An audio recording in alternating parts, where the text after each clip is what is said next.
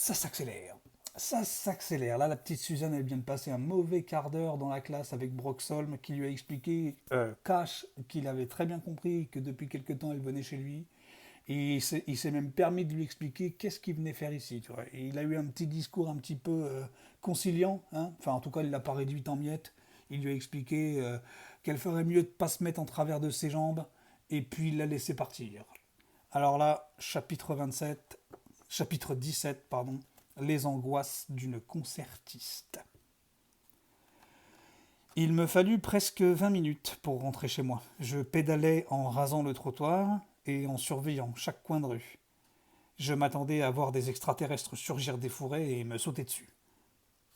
Quand quelque chose surgit effectivement des fourrés, je poussai un cri si perçant que je fus étonné de ne pas voir voler en éclats la vitre du lampadaire sous lequel je venais brusquement de freiner. Mais ce n'était que Peter. Tu veux que j'aie une crise cardiaque lui lançai-je en le fusillant du regard. Ah, ça te servirait de leçon pour avoir emmené Duncan chez Broxholm aujourd'hui, me répondit-il. Je ne me sentais pas l'énergie d'une querelle et je l'en informai.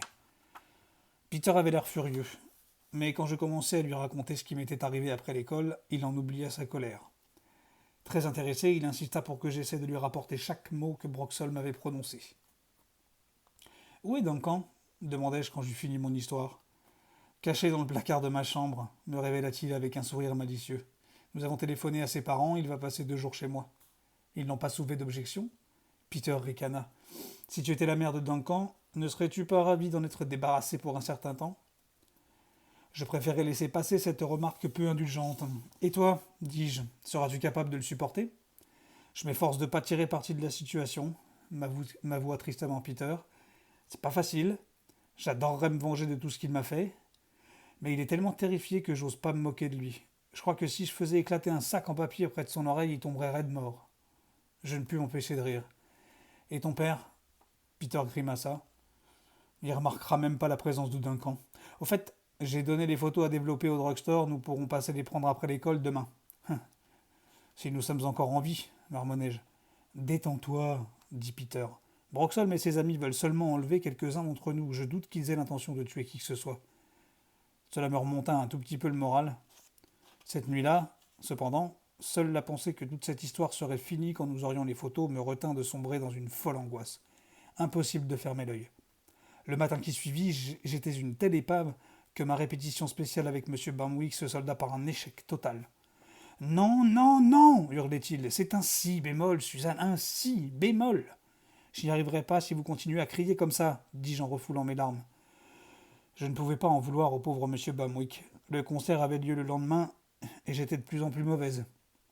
Mais comment me concentrer sur la musique quand je savais ce qui menaçait de nous arriver? Pourriez-vous jouer de la flûte en sachant que vous et vos amis risquaient d'être enlevés par des extraterrestres? Tu n'as donc pas peur demandai-je à Peter un peu plus tard. Pas vraiment. Son visage s'épanouit en un large sourire. Je te l'ai dit, j'ai un plan alternatif. Écoute, Peter, m'écriai-je en lui prenant le bras, nous ne sommes pas dans un de tes livres de science-fiction. Et tu n'es pas Luke Skywalker. Ne te laisse pas emporter par ton imagination. Il se dégagea avec irritation. C'est l'événement le plus extraordinaire qui soit jamais produit dans cette ville. N'oublie pas ça, Suzanne. À ce moment, Stacy et Mike passèrent près de nous en courant.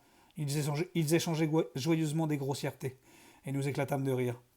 Stacy m'a dit que sa mère devenait folle, me confia Peter. Je parie que la mère de Mike va pas tenir longtemps, elle non plus. Je hochai la tête. J'en étais presque navré. Ça devait être déprimant pour les parents, de voir un enfant jusqu'ici parfaitement paisible se transformer du jour au lendemain en un véritable poison. Stacy et Mike ont peut-être trouvé la bonne solution, déclarai-je. De toute façon, ils n'avaient pas le choix. Bien sûr que si, affirma Peter. Qu'est-ce que tu veux dire? Mais il ne voulut pas s'expliquer là-dessus. Tu le comprendras bien assez tôt, me répondit-il.